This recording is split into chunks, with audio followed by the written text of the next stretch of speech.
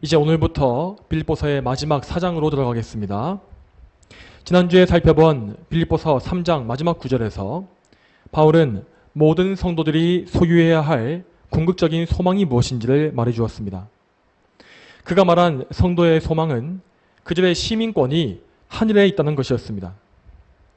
모든 성도는 하나님의 백성이요 자녀로서 장차 그 아버지의 나라에 들어가게 될 것인데, 그 나라로 그들을 인도하실 분은 유일한 구원자이신 예수 그리스도이십니다. 그렇지만 성도들은 그 나라에 들어가기 이전까지 이 땅에 사는 동안에 온갖 고난과 박해를 당할 것이고, 또한 자기 자신의 비천함과 연약함, 또한 죄성으로 인하여서 많은 괴로움을 겪을 것입니다. 그럼에도 불구하고 그들이 장차 다가올 영광을 믿으며 바라볼 수 있는 이유는 오직 예수 그리스도 덕분인 것이죠. 예수 그리스도께서는 만왕의 왕으로서 모든 만물을 그분의 발 아래 복종시키실 것이며, 또한 그 전능하신 능력으로 말미암아 성도들의 비천한 몸을 변화시키신다고 하였습니다. 그러므로 성도들은 예수 그리스도께서 가지신 영광스러운 몸과 동일한 형상으로 변화될 것이고, 또한 그런 영광스러운 상태 가운데에서 삼위일체 하나님과 영원히 거하게 될 것입니다. 이것이 바로 바울이 말했던 바 모든 성도의 최종적인 소망입니다. 이 소망을 가진 사람은 참으로 이 세상에 소망을 두지 않습니다. 여러분, 하나님은 그분께서 택하신 모든 성도를 결단코 방치하지 아니하시고 그들이 계속해서 자신의 죄와 싸우고 이 세상의 정욕과 싸우도록 인도해 가십니다. 그리고 그런 과정 속에서 그들을 점점 더 하늘나라의 시민다운 모습으로 성화시켜 가시는 것입니다.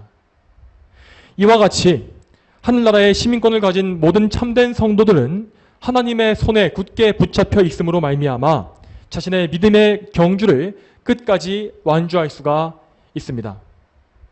자, 그리고 이제 4장 말씀에서 바울은 성도들의 삶에 대해서 구체적인 적용으로 들어갑니다. 그는 앞에 3장에서 성도들의 구원에 관련된 여러 가지 교리를 가르쳤습니다. 그가 제시한 구원의 교리들은 이것입니다. 그리스도를 믿음으로 얻는 의에 대한 교리와 성화에 대한 교리, 그리고 재림과 부활에 대한 교리 등등이었습니다. 그는 이렇게 교리들을 설명한 이후에 그저 교리를 가르치는 것에서만 그치는 것이 아니라 그 가르친 바 교리를 어떻게 적용해야 하는지를 말해주는 것입니다.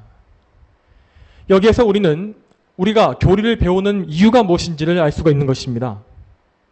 물론 첫 번째로 우리는 하나님을 아는 지식 그 자체를 얻기 위해서도 교리를 열심히 배워야 합니다. 그렇지만 우리는 결코 지식을 얻는 즐거움, 그러니까 지식욕 자체 때문에 교리를 배우는 것은 아닙니다. 우리가 교리를 배우는 것은 곧 우리가 그 지식을 따라서 살기 위함인 것입니다. 만일 우리가 교리를 많이 배우고 지식의 체계를 견고히 세울지라도 그 지식대로 살지 않는다면 사실 그 지식은 우리에게 아무런 가치가 없는 것입니다. 예를 들어서 우리가 그리스도의 의에 대해서 배웠다면 우리는 어떻게 해야겠습니까? 그렇다면 우리는 실제로 오직 그리스도의 의에만 의지하고 나 자신의 자기 의를 철저히 버려야 합니다. 또한 우리는 그리스도의 의로 말미암아 구원의 확신을 가져야 하고, 그리고 그 확신 가운데에서 하나님께 기쁨으로 순종하기 위해서 하나님과 이웃을 사랑해야 합니다. 그렇지만 이러한 적용이 이루어지지 않는다면 우리의 지식이라는 것은 그저 죽은 정통에 지나지 않는 것입니다. 그렇기 때문에 바울은 이 마지막 4장 말씀에서 성도들에게 정말 여러 가지 사항들을 권면하거나 명령하고 있습니다. 그래서 4장에는 계속해서 무엇을 하여라 라는 표현이 반복되는 것입니다. 바울은 성도들을 향해서 이렇게 명하고 있습니다. 너희가 그리스도를 알게 되었다면 이렇게 하여라. 너희가 구속의 은혜를 알게 되었다면 이렇게 해야 한다. 또한 너희가 부활을 소망하며 산다면 꼭 이렇게 살아야 한다. 여러분, 그러므로 우리는 앞으로 빌립보서 4장 말씀을 살펴볼 때에 이 모든 말씀을 모두 다 우리 자신에게 하나하나 적용해야 합니다. 이 말씀들을 다 여러분을 향한 예수님의 명령으로 들으십시오. 그리고 이 말씀에 순종할 수 있도록 하나님께 간절히 구하시기 바랍니다. 저와 여러분이 이러한 마음과 자세를 가지고서 앞으로 빌립보서 4장의 말씀을 들을 수 있길 바랍니다. 자, 이제 본문의 1절 말씀을 보겠습니다. 자, 1절 말씀에 그러므로 나의 기쁨이며 면류관인 나의 사랑하고 사모하는 형제들아 이같이 주님 안에 서라 사랑하는 자들아 라고 하였습니다. 여기에서 바울은 성도들을 부를 때에 정말로 사랑이 넘치는 표현들을 쓰고 있습니다. 그는 성도들을 가리켜서 나의 기쁨이며 나의 면류관인 사랑하고 사모하는 형제들이라고 부릅니다. 이처럼 성도들이 바울에게 큰 기쁨과 사랑의 대상이 되었던 이유는 그들 모두가, 그러니까 바울과 그 성도들 모두가 그리스도 안에 있었기 때문입니다. 다시 말해서 바울이 그의 형제들을 뜨겁게 사랑할 수 있었던 이유는 그가 먼저 그리스도 예수님을 뜨겁게 사랑했기 때문이었습니다. 그에게 사랑의 능력을 공급해 주시는 그리스도로 말미암아서 바울은 성도들을 이토록 깊이 사랑했던 것이지요. 자, 이와 반대로 우리의 사랑에서 그리스도께서 빠진다면 우리의 모든 사랑은 다 의미가 없는 것입니다. 우리가 교회 안에서 형제를 사랑한다고 할 때에 항상 먼저 우리는 우리 안에 그리스도께 대한 사랑이 불타고 있는지를 먼저 점검해야 합니다. 그리스도를 깊이 사랑하지 않는다면 우리는 결단코 우리 형제를 참되게 사랑할 수가 없는 것입니다.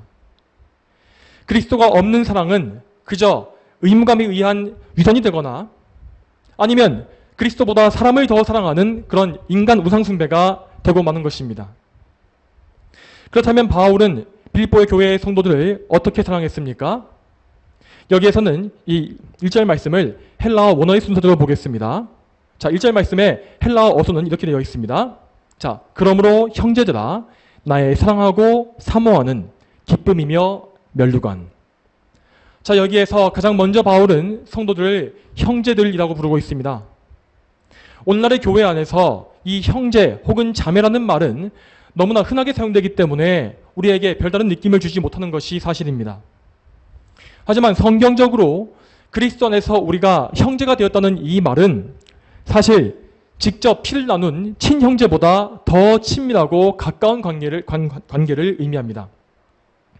육적인 형제의 관계는 이 땅에 사는 동안에만 유지되는 것입니다. 그렇지만 영적인 형제 관계는 영원한 관계입니다. 교회 안의 모든 형제는 모두 다 그리스도께서 피로 값주고 사신 자들로서 그리스도께 사랑과 은혜를 받고 있는 존귀한 자입니다. 그들 모두는 그리스도의 은혜로 말미암아 죄사함 받고 그분의 의를 옷 입어서 하나님의 자녀로 입양되었습니다. 그래서 하나님은 그들의 아버지가 되어주시고 그들 모두는 하나님 안에서 한 형제가 되어서 하나님의 가족 안에 살게 되는 것이죠. 그 형제들 모두는 포도나무 원줄기가 되시는 그리스도께 접붙여져서 그리스도께로부터 같은 양분을 먹으면서 살게 됩니다. 그리고 그들은 아버지 하나님의 공급하심과 돌보심을 늘 받게 되고 또한 그들 모두에게 한 성령께서 내주하시면서 구원의 은혜를 베풀어 주십니다. 자, 이처럼 우리가 교회 안에서 만난 형제들은 모두 삼위일체 하나님의 사랑과 은혜 안에 있는 것입니다. 그 형제가 아무리 연약해 보이고 또 인간적으로 흠이 많고 못나 보인다 할지라도 그는 지금 존귀하신 하나님의 사랑을 받고 있는 존귀한 하나님의 자녀인 것이죠. 그렇기 때문에 하나님의 은혜 안에 있는 모든 성도들은 다른 모든 성도를 귀한 형제로 여기면서 실제로 그를 아끼게 되는 것입니다. 만일 우리가 다른 지체를 형제, 자매라고 부르면서도 그를 업신여기고 미워한다면 그것은 곧 우리 자신부터가 하나님의 은혜 바깥에 있다는 증거가 되는 것입니다. 그러므로 우리는 교회 안에서 형제를 사랑하지 않는 죄에 대해서 분명히 알고 모든 형제를 형제로서 진실되게 대할 수 있도록 하나님의 은혜를 구해야 할 것입니다. 자, 다음으로 바울은 성도들을 사랑한다라고 했습니다. 이 사랑이라는 말 역시 너무나 흔하게 사용되다 보니 그 의미에 대해서 깊이 생각하지 못할 때가 많습니다. 여러분, 바울이 사용한 사랑이라는 말은 아가페토이라고 되어 있는데, 자, 이 말은 성경에서 하나님의 사랑을 가리킬 때 쓰는 말입니다. 이 아가페의 사랑은 죄인인 인간의 사랑과 엄격히 구별됩니다. 우리 죄인은 죄로 말미암아서 우리가 가진 사랑 역시 완전히 부패하고 망가져 있습니다.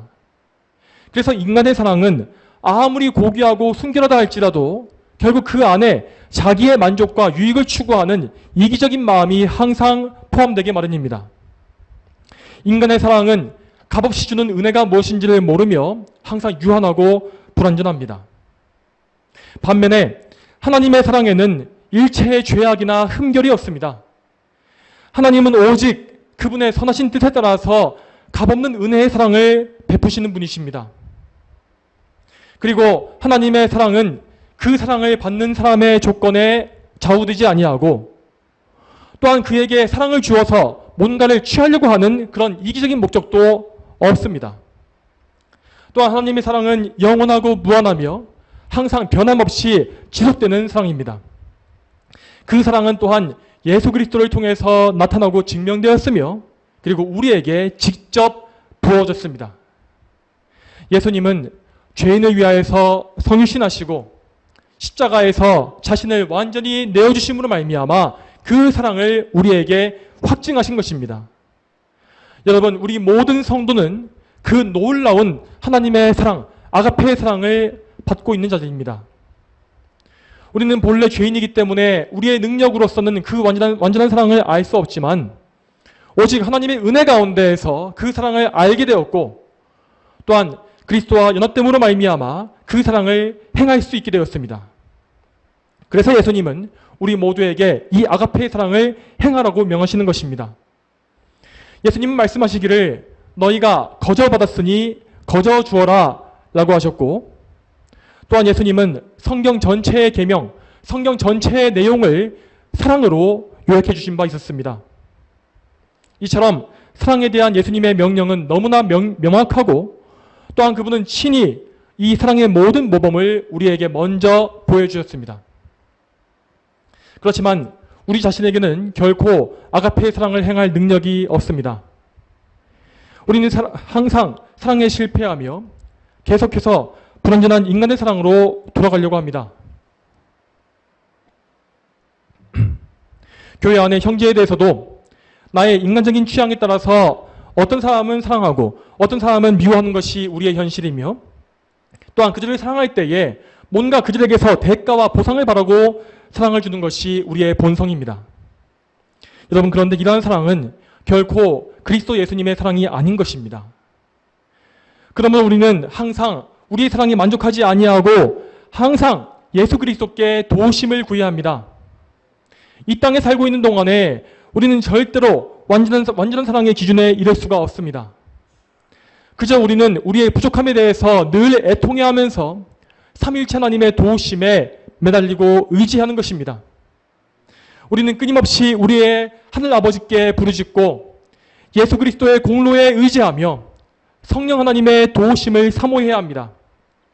이렇게 자기를 부인하고 오로지 삼위일체 하나님께만 매달리는 사람은 그리스도께 온전히 붙잡힘 받을 것입니다. 그리고 그는 그리스도의 은혜로 말미암아서 점점 더 그리스도의 사랑을 행할 수 있는 거룩한 성도로 변화되어 가는 것이죠. 자, 다음으로 바울은 또 성도들을 사모한다 라고 말했습니다. 이 사모한다는 말은 진지하게 갈망한다 라는 의미입니다. 즉, 이 표현은 바울이 지금 빌립보의 성도들을 정말 애가 탈 정도로 만나고 싶어하고 보고 싶어 했다는 뜻입니다. 여러분, 우리가 누군가를 정말 사랑하게 되면 그 사람을 끊임없이 보고 싶고 또 보고 싶은 그런 마음이 생기지 않습니까? 심지어 그 사람을 보고 있어도 보고 싶다고 말하는 것이 바로 이러한 사랑을 말하는 것입니다. 그런데 바울은 빌립보의 모든 성도들에 대해서 다 이러한 간절한 사모함을 가지고 있었던 것이죠. 자, 그렇다면 그가 이렇게 성도들을 사모했던 이유가 무엇이겠습니까? 그 사모함의 원천은 오직 하나님께 있었습니다. 여러분, 그리스도 안에 있는 성도는 항상 먼저 삼위일체 하나님을 갈망하게 되어 있습니다. 그가 하나님을 갈망하는 이유가 무엇입니까? 그것은 하나님께서 그에게 하나님을 사모하는 마음을 부어주시기 때문입니다. 하나님은 성령님을 통해서 성도의 영혼을 살리시며 또한 그의 영적인 시야를 열어주셔서 하나님 안에 있는 탁월함과 아름다움을 볼 수 있게 해주십니다. 그러므로 성도가 갈망하고 사모하는 모든 것들, 참된 가치는 오직 하나님 안에 있는 것입니다. 하나님은 선하심과 인자하심과 지혜와 공의와 사랑과 진실하심이 무한하시고 영원하시며 불변하신 분이십니다. 그러므로 그분을 참되게 아는 사람은 그분의 그 아름다운 성품과 속성을 갈망할 수밖에 없는 것이지요. 또한 하나님을 갈망하는 사람은 그 하나님의 마음을 동일하게 품게 되어 있는데, 하나님의 마음이란 것은 곧 그분의 택하신 백성을 깊이 사랑하는 마음입니다. 따라서 참된 성도는 그 하나님의 마음을 가지고서 그분께서 사랑하시는 모든 성도들을 간절히 사모할 수가 있는 것입니다. 따라서 오늘 본문에서 형제들을 사모한다 라고 말했던 이 바울의 마음은 결코 인간에게서 나온 것이 아닙니다. 여러분, 솔직히 빌립보의 성도들에게 뭐가 그렇게 사모할 만한 조건이 있었겠습니까? 그들 모두는 어쨌든 간에 다 연약한 죄인에 불과했고, 또한 뒤에 이어지는 말씀을 보게 되면은 이 성도들 간에 다툼도 있었던 것을 알 수 있습니다. 그럼에도 불구하고 바울은 그리스도의 마음을 가지고서 그들을 사모한 것입니다. 성도들이 아무리 연약한 죄인이나 할지라도 그들 모두는 그리스도의 사랑을 받고 있는 자들이었기 때문에 바울 역시 그들을 사모했던 것이죠. 여러분, 우리 역시 이러한 사모함을 가지게 해달라고 하나님께 간구해야 할 것입니다. 지금 여러분의 마음을 돌아보시기 바랍니다. 여러분에게는 하나님을 갈망하시는 그 마음이 있습니까? 하나님 그분 자신을 더 알고자 하고 그분 앞에서 나의 비천함을 더 깊이 알며 애통해하며 그래서 더 하나님을 갈망하는 그 마음이 우리에게 지금 있습니까? 우리는 항상 하나님을 간절히 사모해야 합니다. 그리고 그런 가운데 우리가 그분의 귀하신 마음과 동일한 마음을 품게 해달라고 그분께 간청해야 할 것입니다. 우리가 하나님의 은혜를 덧입어서 하나님의 마음, 곧 그리스도 예수님의 마음을 품게 될 때에 우리는 바울 사도가 그랬던 것처럼 형제들을 사모하는 이 마음을 가질 수 있을 것입니다. 다음으로 바울은 성도들을 가리켜서 자신의 기쁨과 면류관이라고 말했습니다. 이 말씀은 앞서서 보았던 빌립보서 2장 16절 말씀과 이어지는 말씀이라 할 수 있습니다. 빌립보서 2장 16절 말씀에서 이렇게 나와 있습니다. 너희가 생명의 말씀을 붙들어서 그리스도의 날에 내가 자랑하게 하여라. 이는 내가 헛되이 다름질하지 않았고 헛되이 수고하지도 않았기 때문이다. 이 말씀에 나온 바와 같이 바울은 정말로 빌립보의 성도들을 위해서 모든 수고를 아끼지 아니하였고 또한 그 수고의 결과로서 많은 열매를 맺었습니다. 마치 이 자녀의 성장을 바라보는 부모의 마음과 같이 바울은 빌립보의 성도들이 영적으로 성장하는 모습을 바라보면서 크게 기뻐한 것입니다. 또한 그는 아울러서 그 성도들을 자신의 자랑이라고 했는데 왜냐하면 그가 성도들을 위해서 했던 모든 수고를 예수님께서 아시기 때문이었습니다. 그러므로 바울은 지금 그가 장차 성도들로 인하여서 그리스도께 받을 칭찬을 기대했던 것입니다. 그는 항상 깨끗한 양심과 뜨거운 사랑으로서 성도들을 섬겨왔기 때문에 그리스도 앞에서 그들에 대하여 부끄러울 것이 없었던 것이지요. 이러한 의미에서 바울은 빌립보의 성도들을 자신의 면류관이라고 부른 것입니다. 이상 1절에서 바울이 말했던 말을 다 정리해보자면 그가 정말로 예수님의 명령에 순종했다는 것을 알 수 있습니다.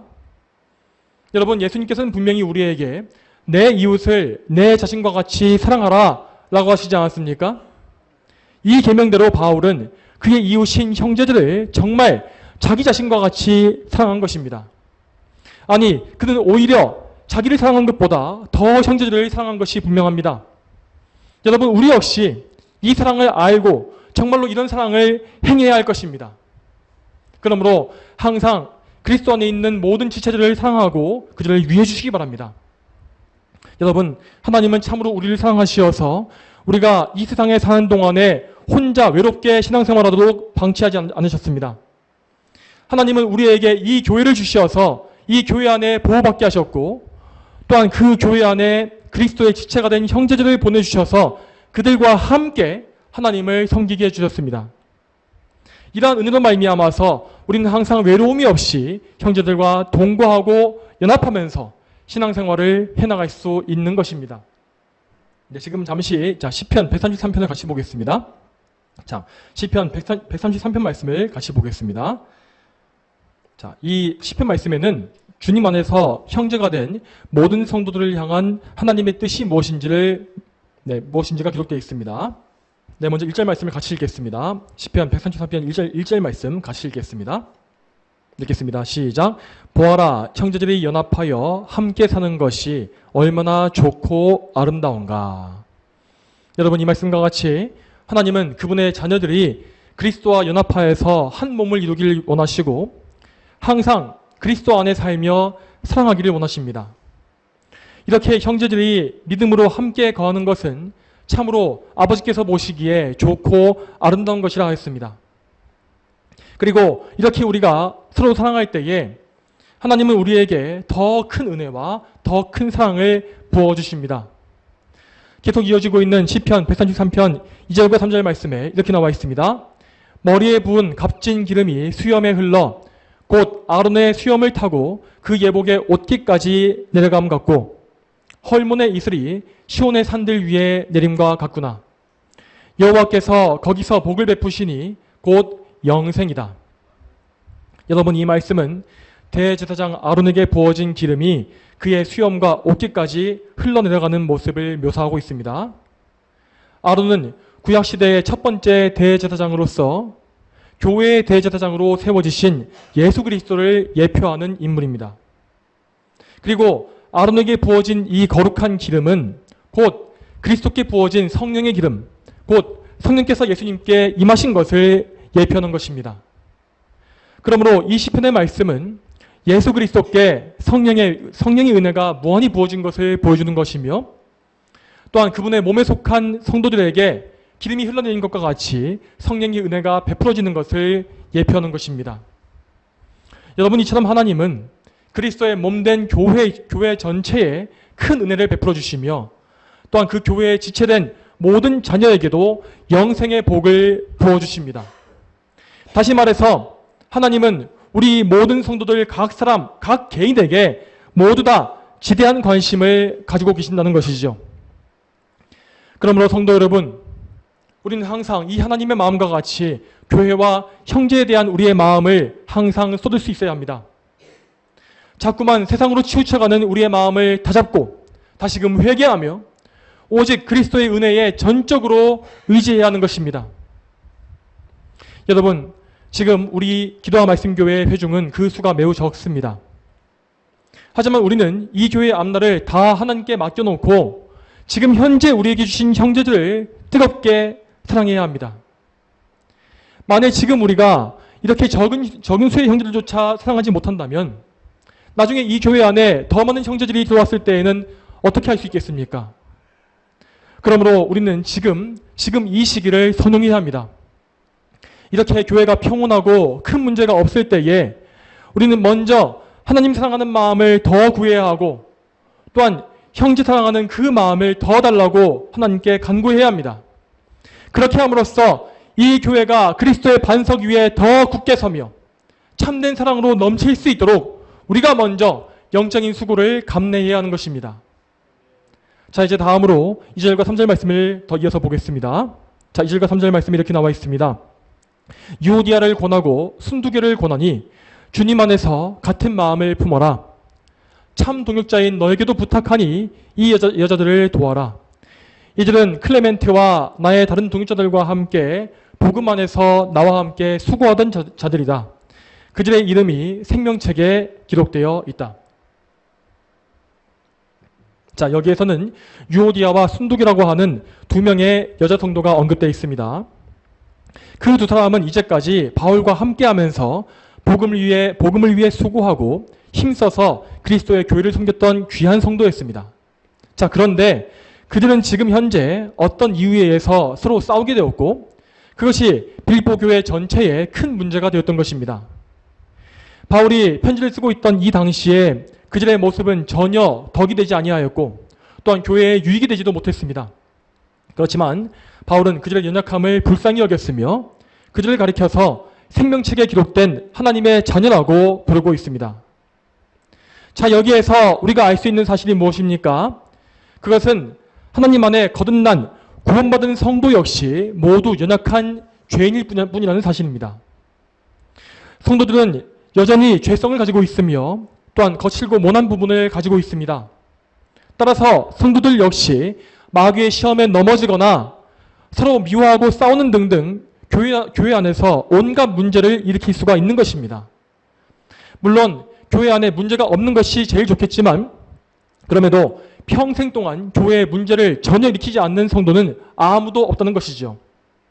심지어 저 위대한 사도 바울까지도 이 마가 요한을 선교 여행에 포함시키는 문제 때문에 바나바와 심하게 싸우지 않았습니까?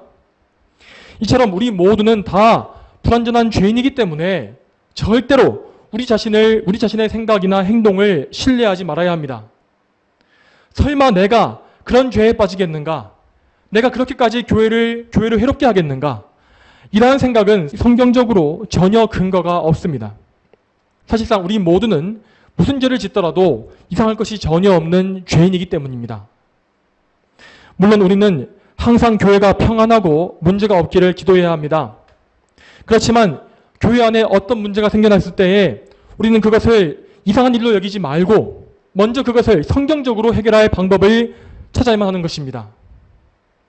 만약 우리가 성경에 의지하지 않는다면 우리는 반드시 교회의 문제에다가 인간적인 방법과 우리의 생각을 도입할 것입니다. 여러분, 고린도 교회가 바로 그런 악한 경우였지 않습니까? 교회 안의 문제에 대해서 세상 법정에 송사하고 서로를 고소하고 물어뜯는 그러한 일이 고린도 교회 안에 있었습니다. 고린도 교회의 교인들은 그리스도의 영광과 성경의 말씀을 생각하지 않았기 때문에 그러한 큰 죄에 빠지고 만 것입니다. 그러나 우리는 우리 교회 안에서 생기는 문제에 대해서 결코 이 세상의 방법을 따르지 말아야 합니다. 여러분, 이 교회는 그리스도께서 통치하고 계시는 그분의 왕국입니다. 그리고 그리스도의 왕국에는 이 세상의 법이 아니라 그리스도의 법이 적용돼야 하는데 이것은 곧 성경의 말씀입니다.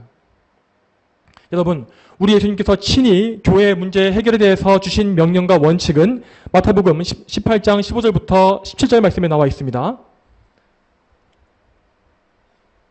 자, 마태복음 18장 15절부터 17절까지 말씀에 그 말씀은 형제 간에 어떤 문제가 발생했을 때에 그 문제를 해결하기 위한 방법을 단계별로 제시하고 있습니다. 여러분, 그 말씀에 따르면 교회 안의 문제에 대해서 가장 좋은 방법은 먼저 그 싸움과 문제의 당사자들 간에 화해하는 것입니다. 마태복음 18장 15절 말씀에 내 형제가 너에게 죄를 지으면 가서 단둘이 있는 자리에서 그를 책망하여라. 그가 내 말을 들으면 내가 내 형제를 얻은 것이다 라고 하였습니다. 여러분, 이 말씀과 같이 형제가 나에게 죄를 지었을지라도 우리는 먼저 그를 불쌍히 여기고 그의 죄를 사랑으로 덮기 위해서 또한 사랑으로 해결하기 위해서 힘써야 합니다. 여러분, 우리 안에 있는 이 죄악된 본성은 복수를 항상 원하고 또한 상대방에게 수치와 부끄러움을 주기를 원합니다. 그렇지만 우리는 우리의 복수심, 그러한 죄악된 본성을 일체 부인하고 오직 예수님의 사랑을 행해야 하는 것입니다. 그렇지만 이렇게 당사자 간의 문제 해결이 실패할 경우에 다음 단계는 다른 형제를 더 데리고 가서 그들과 함께 고민하는 것입니다. 자, 이렇게 해야 하는 이유는 이것은 죄를 지은 사람이 회개를 거절했기 때문입니다. 여러분, 회개를 거절하는 것은 대단히 좋지 못한 징후이고 그는 회개를 거절함으로써 하나님께 더 큰 죄를 또다시 더 짓게 되는 것입니다. 그러므로 성도들은 그가 더 이상 죄에 깊이 빠지지 못하게 하기 위해서, 그를 막아주기 위해서 또 다른 증인들을 통해서 그를 권면하고 책망해야 하는 것이죠. 그렇지만 여기에서도 결론이 나지 않는다면 그 문제는 이제 교회의 권위에 맡겨지게 됩니다. 이것은 곧 목사와 장로들로 구성된 장로회의 문제를 인계하는 것으로서 교회 내에 법적인 질서를 통해서 죄를 책망하고 처벌하는 것입니다. 여러분, 이 마지막 단계에서 교회는 왕 대신 그리스도 예수님의 통치를 교회 안에 구현해야 합니다. 그러므로 교회는 그리스도의 공의로우심을 나타내기 위하여서 교회 안의 죄악을 결코 쉬쉬하지 말아야 하는 것입니다. 죄를 지은 성도는 반드시 회개해야 하며 특히 공개적으로 알려진 죄에 대해서는 공개적인 사죄를 해야 합니다. 그리고 교회의 권위는 거기에 대해서 합당한 징계를 해야 하는 것이지요. 전통적으로 교회의 권징은 먼저 성찬 참여를 금지하는 것으로 내려졌고 또한 죄인이 끝까지 회개하지 않는 경우에는 출교의 징계가 내려지기도 하였습니다. 여러분, 출교란 것은 죄인을 그리스도의 몸에서 분리시키는 것인데 이것은 그를 어떤 최종적인 멸망까지 내모는 것이 절대 아닙니다. 출교는 죄인에게서 은혜를 잠시 거두시는 하나님의 징계로서 그가 교회 밖에 쫓겨나서 고난받게 만들고 그 가운데 그 마음이 낮추어지도록 만드는 것입니다. 만일 그 죄인이 여전히 하나님의 은혜 안에 있다면 그는 고난 가운데에 자기 죄를 깨닫고 회개할 수 있을 것입니다. 그리고 그가 참되게 회개했을 때에 교회는 그의 회개를 확인하고서 다시금 그를 교회 안으로 받아줄 수 있는 것입니다. 이렇게 예수님은 교회 안에 벌어지는 모든 죄의 문제들을 사랑과 공의로 처리하시는 분이십니다. 자, 여러분, 그분은 사랑에만 치우쳐서 공의를 내버리지 아니하시고 또한 공의를 이루신다는 명목으로 사랑을 포기하시지도 않습니다. 죄인을 회개하게 하고 그를 회복시키며 또한 사랑으로 교회를 다시 세우시는 것이 바로 성경적인 권징이요 예수님의 뜻입니다. 오늘 본문에서도 바울은 이러한 예수님의 말씀을 따라서 성도들을 권면하는 것입니다. 그는 먼저 당사자 간의 이 해결을 위하여서 유오디아와 순두기 두 사람에게 이렇게 권면하고 있습니다. 오늘 본문 2절 말씀에 유오디아를 권하고 순두기를 권하니 주님 안에서 같은 마음을 품어라 하였습니다. 이 말씀에는 이 두 사람 중에서 누가 잘못한 사람인지가 나와 있지는 않습니다. 그렇지만 그 잘못이 누구에게 있든지 간에 누구의 잘못이 더 크든지 간에 그들이 첫 번째로 알아야 할 사실은 그들이 지금 그리스도의 마음을 품고 있는가 아닌가 하는 문제였습니다. 여러분, 우리 성도가 그리스도의 마음을 가지지 못하면 우리는 반드시 두 마음을 품게 되어 있습니다. 우리에게서는 그리스도에게 반대되는 악한 마음이 생겨날 것이고 또한 세상적이고 죄악된 마음이 들어올 것입니다. 우리가 그러한 두 마음을 가지고서는 절대로 형제와 화평할 수가 없는 것입니다. 우리 죄인의 본성은 하나님을 대적하며 또한 우리 자신을 제외한 모든 사람을 다 대적하게 되어 있기 때문입니다. 그러므로 바울은 그 두 사람 모두의 잘못을 부드럽게 책망하면서 다시금 그들이 그리스도의 마음을 품을 수 있도록 사랑스럽게 권면한 것이죠. 만일 그들이 바울의 편지를 받고서 그의 권면을 받아들였다면 그들은 즉시 회개하고 화해함으로 교회의 덕을 세웠을 것입니다. 그렇지만 이러한 개인적인 화해가 되지 않았을 경우를 대비해서 바울은 또 다른 권면을 덧붙이고 있습니다. 3절 말씀에 참 동역자인 너에게도 부탁하니 이 여자들을 도와라 하였습니다. 여기에 나와 있는 참 동역자가 누구를 가리키는 것인지는 정확히 알 수 없습니다. 하지만 그는 분명히 빌립보 교회를 담당하고 있는 사역자였을 것이 분명합니다. 그러므로 바울이 그에게 부탁한 말은 교회 사역자, 목회자가 나서서 중재 역할을 해야 한다고 부탁한 것이지요. 이 두 사람의 다툼은 이미 교회 안의 성도들 모두에게 다 알려졌기 때문에 바울은 곧바로 교회 목회자에게 이 문제를 맡긴 것입니다. 또한 바울은 이 모든 과정에서 자기의 사도로서의 권위를 앞세우지 아니하였고 오직 사랑으로 겸손하게 권면하는 것을 볼 수 있습니다. 그는 참된 목회자로서 그의 양떼를 거칠게 몰아세우지 아니하였으며 이렇게 겸손한 자세로 그들을 항상 온유하게 대한 것입니다. 그리고 바울은 그 자신부터가 먼저 본을 보임으로써 성도들이 그를 통해서 그리스도의 모범을 볼 수 있게 배려했습니다. 자, 이처럼 바울은 빌립보 교회 안의 다툼에 대해서 성경적이고 온유한 권면을 전달했습니다. 자, 그렇다면 이 싸움의 결과는 어떻게 되었겠습니까? 성경 말씀에는 그에 대한 말씀이 나오지 않습니다. 하지만 저는 그 두 사람이 분명히 최종적으로 화해했을 것이라고 생각합니다. 왜냐하면 오늘 바울은 분명 그들에 대해서 말하기를 그들의 이름이 생명책에 기록되어 있다라고 했기 때문입니다. 여러분, 이 말씀은 바울의 어떤 개인적인 의견이 아니라 성령의 감동으로 기록된 하나님의 말씀입니다.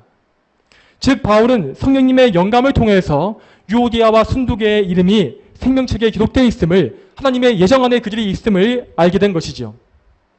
여러분, 이 생명책이란 것은 하나님께서 구원하시기로 예정하신 자들의 이름이 기록된 거룩한 책입니다. 그러므로 유오디아와 순두개 이 두 사람은 하나님께서 베푸시는 구원의 은혜 안에 있었던 것입니다. 하나님께서 베푸시는 구원의 은혜는 결코 취소되거나 변경되지 아니하며 하나님은 한 번 구원하신 사람을 끝까지 영생으로 이끌어 가십니다. 그러므로 유오디아와 순두개 이 두 사람은 결코 이 다툼과 문제로 인하여서 망하지 않았을 것입니다.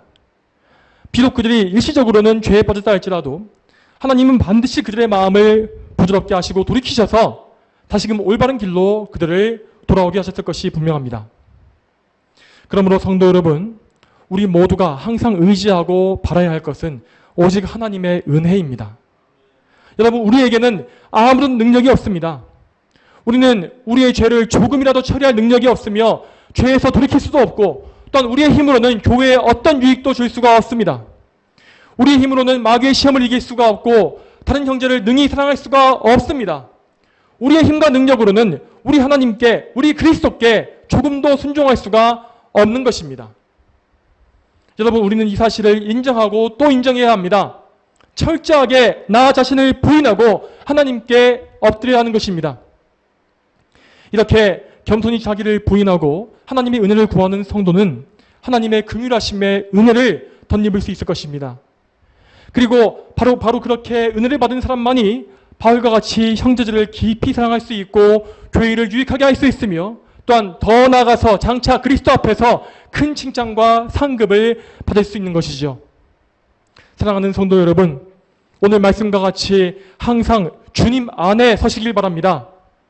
그리스도를 믿는 믿음과 신앙 고백을 가지시고 그리스도 안에서, 그리스도로 말미암아 하나님의 은혜로만 사시기 바랍니다. 저와 여러분이 이 믿음을 가지고 오직 우리의 삶에서 하나님께만 영광 돌리게 되기를 축복합니다. 다 함께 기도하겠습니다.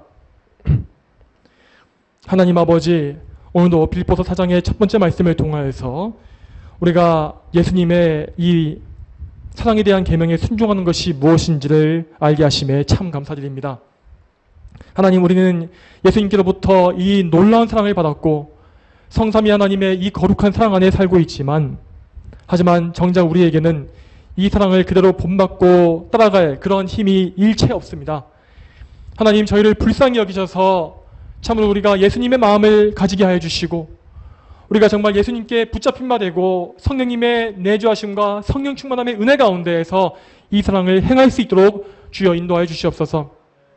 이 사랑을 행하는 것은 우리 자신이 아니라 우리 안에 계신 성령님이며, 또한 성령님 통해서 역사하시는 우리 주 예수님이심을 저희는 믿습니다. 우리 예수님께서 저희를 굳게 붙잡아 주시오며, 참으로 우리가 앞으로 이 사장의 말씀에, 빌립보서 4장의 말씀에 온전히 순종하여서 우리가 알게 된 바, 배운 바 교리를 우리의 삶에 철저히 적용하고 하나님께 순종하는 그런 거룩한 주님의 백성이 될 수 있도록 주여 인도하여 주시옵소서. 감사드리며 예수님의 이름으로 기도 올립니다. 아멘.